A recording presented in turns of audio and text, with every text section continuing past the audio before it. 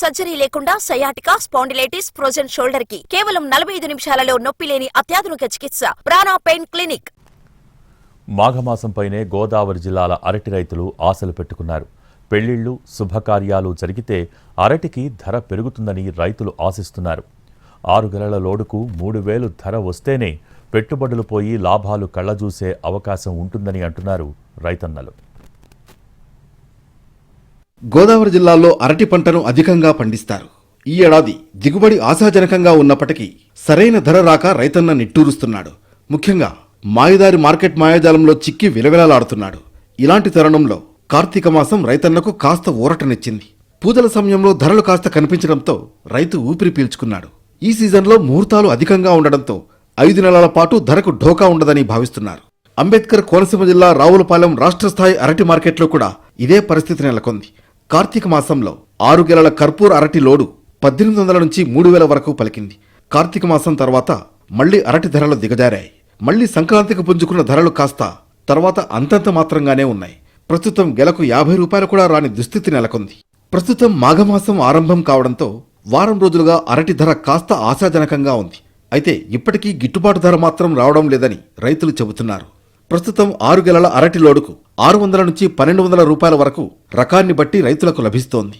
6 గెలల లోడుకు 1,500 నుంచి 3,000 వరకు లభిస్తే పంట సాగుకైన ఖర్చులు పోయి కాస్తంత లాభాలు దక్కుతాయని రైతులు స్పష్టం చేస్తున్నారు. పప్పారండి ఇయ్యాలి కూడా అంటే డౌన్ ఉంది, నాడు లేకపోతే గాల పాతిక ఉంది, 20 ఉంది, 10 ఉంది ఇయ్యాలి కూడా. అదే గెల కాయలు అంటే 200 ఉందండి. ఇంకా కోత క్వాలిటీ పెడితే 300. అదే రకంగా అంటే కప్పార ఎర్రగెల్ల అయితే మాత్రం 5, 550, 600 జరుగుతుందండి. చక్కెరగేలు కూడా 17, 18, 19, 2,000 దాకా క్వాలిటీ. నాశనం కూడా 150. మోత్తాల మూలనే మాఘమాసం కలిసిన మూల అమ్ముతుందండి. అంటే మళ్ళీ ఇదే మార్కెట్ అంటే కొంచెం ఇంచుమించులో మనకి 2 నెలలు బిగ్గా ఉంటుందండి. మళ్ళీ మామిడికాయ కలుతుంది, మామిడికాయ అయితే 2 నెలలు డౌన్ అయిపోతుంది. నియోజకవర్గంలోని 4 మండలాల్లో రైతులు కర్పూర, చక్కెరకేళి, ఎర్ర చక్కెరకేళి, భుషావళి, దేశవాళి, బొంత అరటి పంటలను పండిస్తున్నారు. ప్రస్తుతం కర్పూర, చక్కెరకేళి రకాలకు ఎక్కువ డిమాండ్ కనిపిస్తోంది. వివాహం, ఫంక్షన్లలో కర్పూర, చక్కెరకేళిలను అధికంగా వినియోగిస్తారు.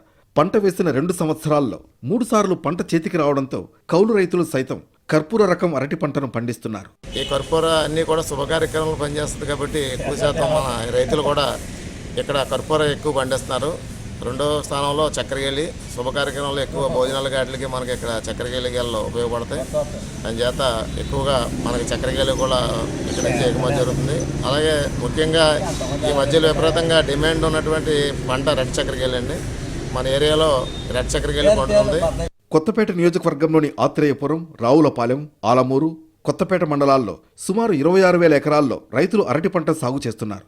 ఎకరాకు 1,50,000 వరకు ఇప్పటికే రైతులు పెట్టుబడి పెట్టారు. కౌలు రైతులు 60,000 రూపాయల వరకు శిస్తు కట్టారు.